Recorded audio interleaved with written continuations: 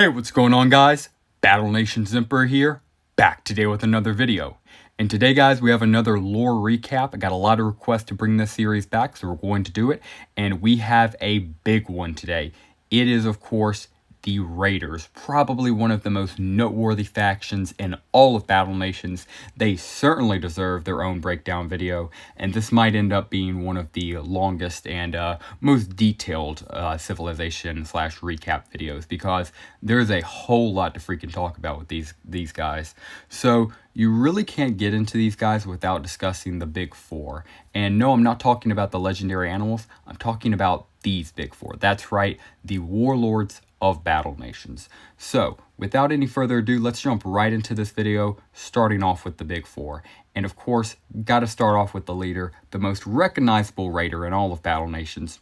Certainly, it is, of course, Warlord Gannis. This is the guy himself. This is what he looks like. You can see he's got some big muscles. Looks kind of like your average video game wasteland raider. Kind of looks straight out of Mad Max. And yeah, that's kind of his whole ordeal. He's a super evil guy. He tries to kill you at pretty much every turn.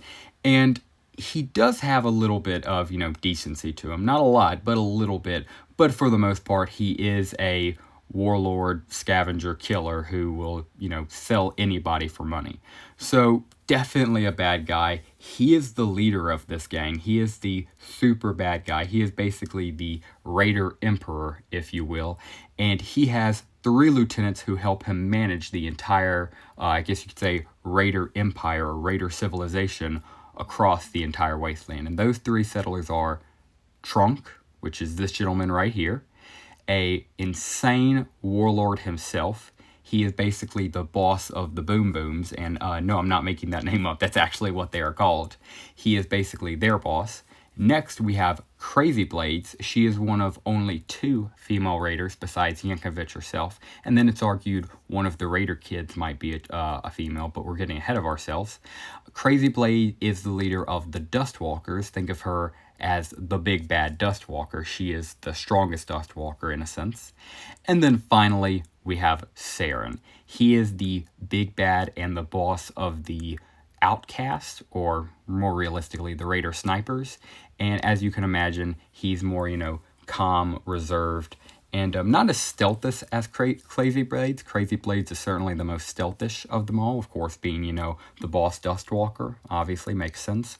But Saren's very reserved, very chill, and, your typical sniper. Super cool guy, great design. All of these characters are really well designed. So yeah, that's the Big Four. And let's go ahead and read their overview in the wiki. I'll go ahead and throw it up right now. And it reads, the Raiders are NPC enemies encountered at the very beginning of the game and are the main focus of Chapter 1. Most of the Raiders are led by Raider Warlord Gannis and in live Warlord Gannis Fortress. So they live in his fortress, all led by, of course, Warlord Gannis himself. Other Raiders are led by Gannis' 3 lieutenants, Trunk, Saren, and Crazy Blades. A small remaining group of raiders that the player befriends during Chapter 1 are led by Elder Tots, and we'll get into him in a second. The raiders consistently attack the player's land throughout the game, even after level 35. When the player defeats the raider parties attacking your land, the player will receive some gold, depending on the level of the raider party. There is also a small chance of receiving skulls from the raiders, which can be used to build raider training camps, which can be used to train raiders for additional skulls and resources. And that's absolutely right. Not only can you beat these bad boys off in your own land and get paid for it, they'll also sometimes drop these bad boys right here, which are promptly called skulls because they're just exactly that. And skulls are used at the raider training camp, which looks like this, by the way. I think it has a pretty cool design. And it can give you your very own raider. So if you like these guys, don't worry, you can train them for yourself and you can get them. And again, that's nothing really special. They do that for the Silver Wolves. They do that for most of the naval units. Basically, if you like an enemy in Battle Nations, you can get it for yourself, which I do love about the game. But continuing on, let's go into the history of these guys. So the history of the Raiders, as the wiki reads, it states, the Raiders are angry at the player for setting up on what they consider their land. When Morgan attacks the Raider scout parties, Gannis tells them that they came on peaceful terms, and vows to destroy them for their ignorance. By the way, one of the very first missions, in fact, arguably the first right outside of the tutorial, is raiders coming into your land. Morgan, our buddy, advises us to attack them. We do. And then Warlord Gannis tells us that was our only peace offering, and he will forever try to kill us after. So yeah, just a fun little throw-in of why the raiders hate us. They sent one peace party, we killed them, and now they hate us. Truly a Genghis Khan type move. Continuing on with their history. After Warlord Gannis is defeated, Elder Tots becomes the raider that other raiders turn for guidance. And then, of course, we get into some big spoilers. It's nothing too crazy. It's already happened. It's already in the game. So, by all means, if you want to turn away now to, preserve it for yourself, that's perfectly fine. But if you want to keep going, you're not going to be spoiling too much. But just wanted to give a small spoiler warning just in case. And with that being said, continuing on, it reads, later on, Trunk took over leadership of the raiders. Saren comes into your outpost and requests help in defeating him, as Trunk is much crueler and more brash in his leadership. Trunk becomes leader after the raiders deem Crazy Blades as too erratic, and since Saren is an outcast. The player defeats Trunk, and the raiders then turn to Saren as their leader. So yeah, Trunk takes over after you kill Gannis or, defeat him. After you do that, Trunk is able to consolidate power, and as we learn throughout the entire campaign, he is insane. Gannis is cruel and mean, but at least there's, a method to the madness, if you will. Trunk is just straight up a villain. He wants to kill things. He likes blood. He likes seeing bones crack, that type of thing. So yeah, Saren comes into our base and basically says, hey, I can't do this. None of us can do this. He's awful. He's terrible. Can you please come help us? We decide, sure, we team up. And with that, we're able to defeat Trunk, kick him out, and Saren immediately walks right back in and steals the leader position. So that's where they left us off, with Saren controlling the remnants of the raiders. And it's still a pretty strong group. I mean, it's all of the nomadic people from the wasteland all rallying behind Saren. And, he's a smart guy. He's a good sniper. So that's a pretty terrifying concept. And I'm already calling it right now. If Madrona Games tries to expand this, please do it. It would be so funny, and it seems like where Z2 is going. Have us defeat Saren, and then all the raiders just go to Crazy Blades. Honestly, I feel like this is one of those situations where the only way we're going to get rid of these guys is if we kill every single one of their leaders until Elder Tots is remaining. Speaking of that guy, we've talked about him a lot. What is he? So, as the game said before, he is one of the only few raider allies we have. He leads the Raider Sanctuary, and he has a few raiders under his control that are allied to us. He is a cool guy. He's basically the only way we're able to communicate and talk with the raiders. It's also heavily implied that the raiders we train at the Raider training camp are coming from his outpost, which would make sense as those are the only raiders who would like us enough to serve in our empire. Fair enough. And yeah, I think the only way we're going to get rid of these guys is if, we kill Saren and then obviously kill Crazy Blades, because I know they're going to turn to her, and then only leaving Elder Tots to turn to. I think that's the way the Raider story ends, at least in my opinion. I think that would be pretty funny if they ended up doing that. So, continuing on along, let's go over some fun trivia. First things first, it even states this in the wiki. It appears, and according to the trivia, their appearance parodies the Tusken Raiders / Sand People from the Star Wars franchise. And here's them side by side. Yeah, it pretty much definitely is a parody.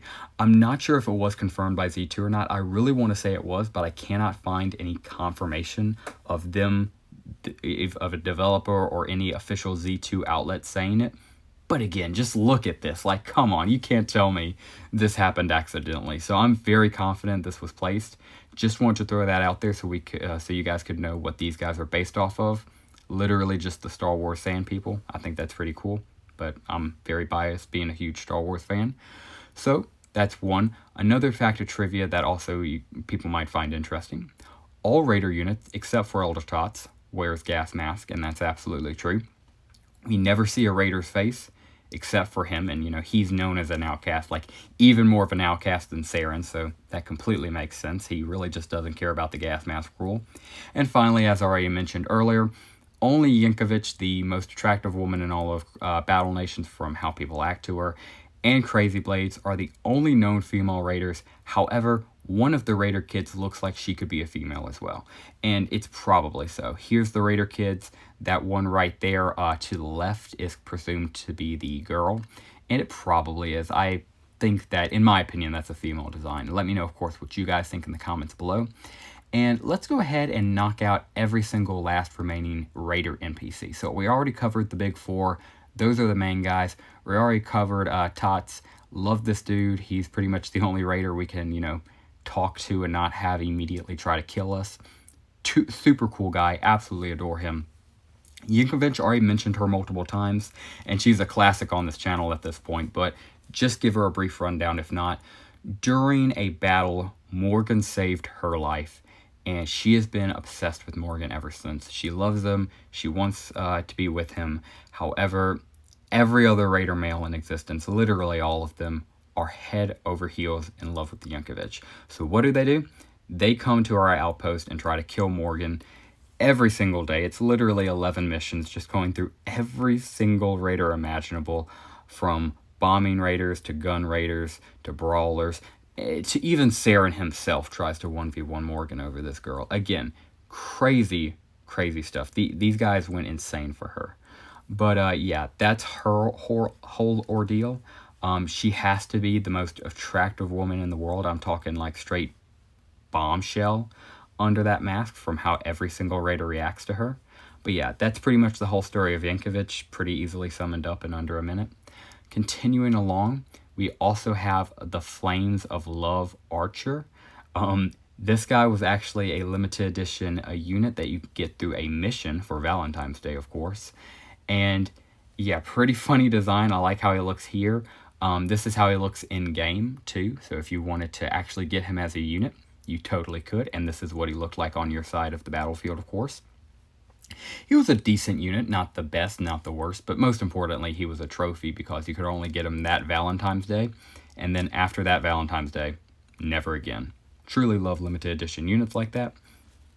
And then the last notable raider is Shaman Course. This is what they look like, and what's so noteworthy about them is that they lead multiple boss strikes. And in fact, it's not listed here in the NPCs. I'll throw it up on screen. This is what I was reading off of.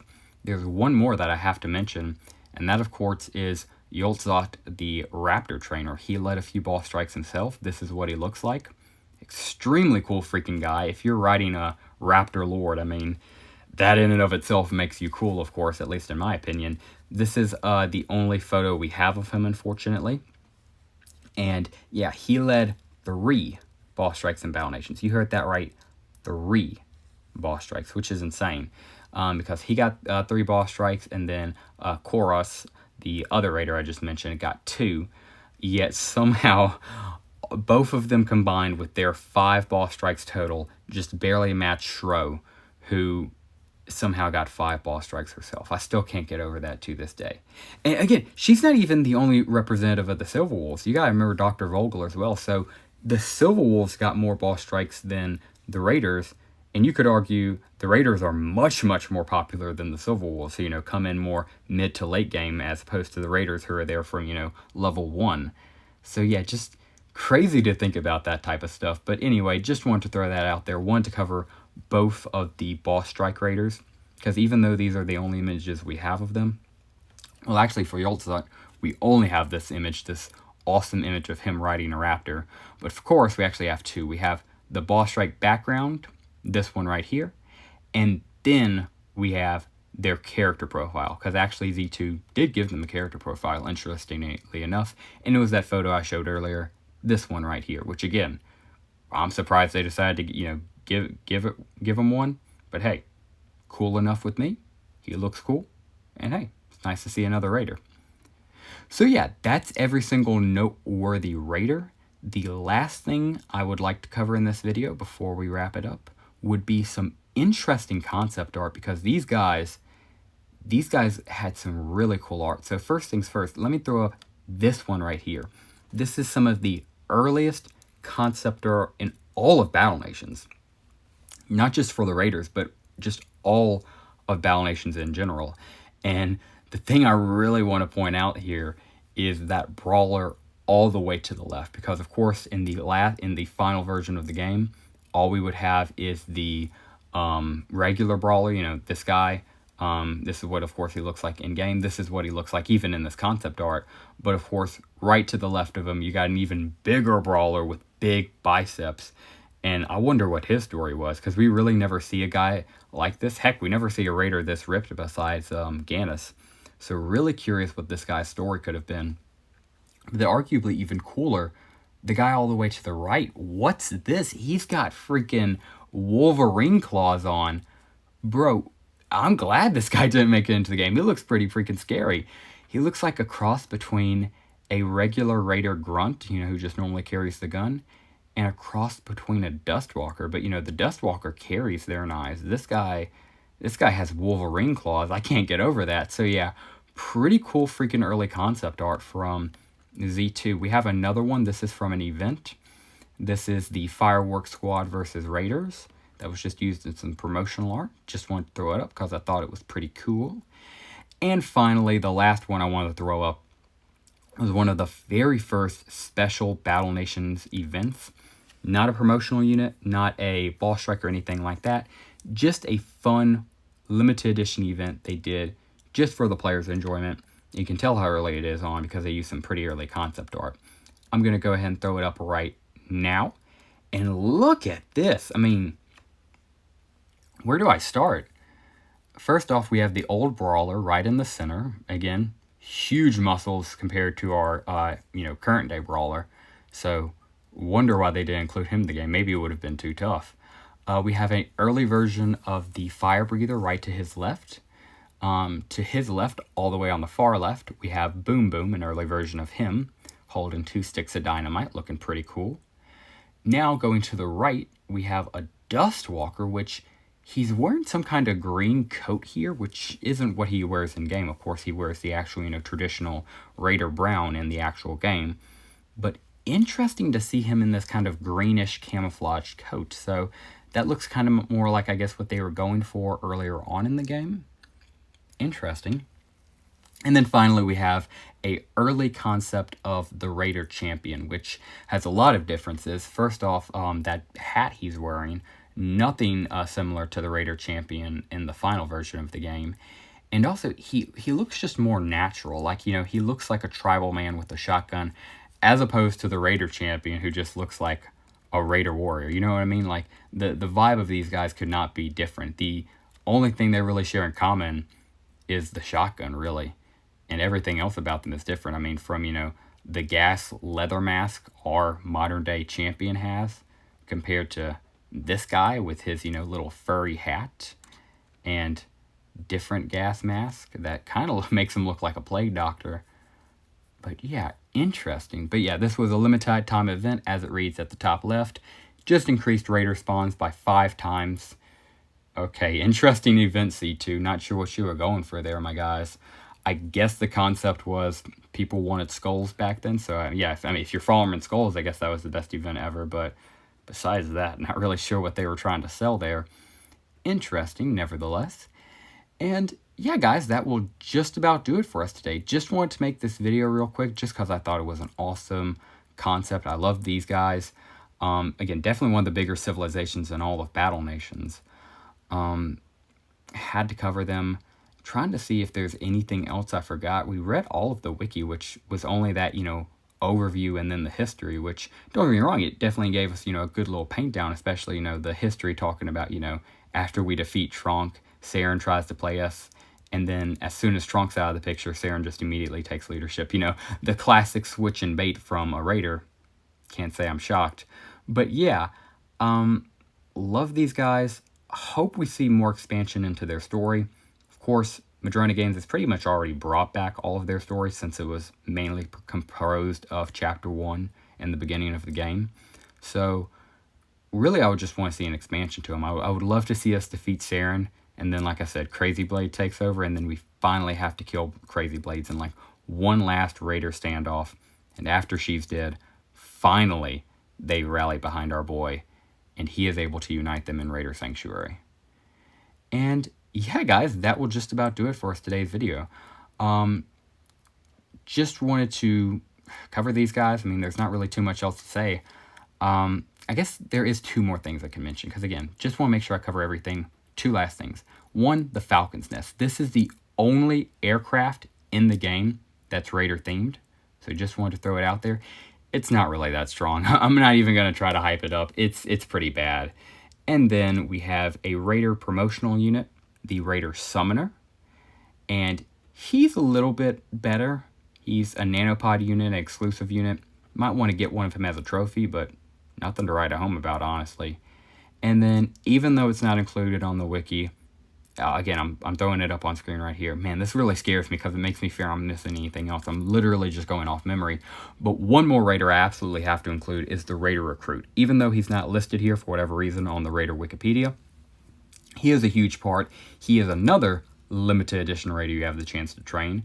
And he's all right. He's better than some limited edition units, but he's certainly not as good as, the Legendary Animals or the Weapons Technician or the Wandering Samurai or Blood Ninja. He's not that good, right? But he's all right. And yeah, I think that will do it for us. I just had to cover those last limited edition units and the Raider airplane, because if I didn't, that was going to bother me. So yeah, glad I got those guys, covered the boss strikes, covered the buildings, of course covered the lieutenants, went over all the concept art, and yeah, I think that just about covers everything, at least what the Raider Wikipedia is telling me. So yeah, guys, that will just about do it for today's video. If you're still watching, I greatly appreciate you. Thank you very much for watching all the way through. Please let me know in the comments down below, what do you think of the Raiders? Do you like them? Are they one of your favorite factions? Or are they one of your least favorite factions? Do you think they're cool? Do you like their regular design over their brutal design? Just again, let me know in the comments below what you think about these guys in general. I would love to get a conversation started down there. Let me know if you have any video recommendations for me. I would love to see some good video recommendations down there. If you have your own, I would love to hear it out, get a conversation started behind it. And if you get a lot of likes in the comments below and it gets to the top, I'll be sure to pick yours out. And of course, if I pick your video ID, I'll be sure to give you a shout out at the beginning of the video. If you don't want that, just please leave in the comment of your video suggestion that you don't want a shout out. I'll be sure to not give you a shout out. And yeah, that will do it for us today, guys. Again, thank you very much for watching this all the way through. If you're still watching this, I greatly appreciate you. If you enjoyed today's video, please consider dropping a like down below and subscribing to the channel if you are new. And with all that being said, finally, that will do it for us today, guys. Thank you very much for watching this Battle Nations lore recap video on the Raiders. And as always, have a great rest of your day.